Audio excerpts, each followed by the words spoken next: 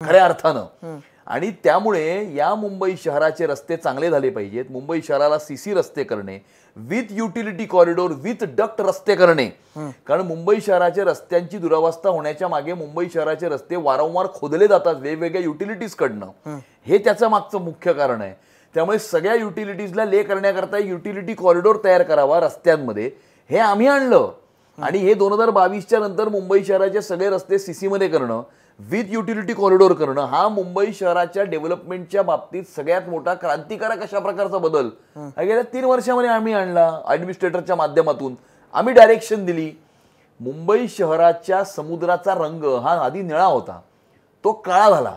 तो काळा का झाला? उद्धव ठाकरेंची विजन एवढी मोठी होती की आतापर्यंत 25 वर्षामध्ये मुंबई शहराला एसटीपी प्लांटच नाही. नदी नाल्यातून वाहणारं जे सगळा कचरा, गाळ, घाणेरडं पाणी हे समुद्रामध्ये without being treated direct discharge होतं, ज्याच्यामुळे मुंबई शहराच्या समुद्राचा रंग हा काळा झाला. आतापर्यंत एसटीपी नव्हते. ते एसटीपीचे डिस्चार्ज स्टँडर्ड सेट करण्यापासून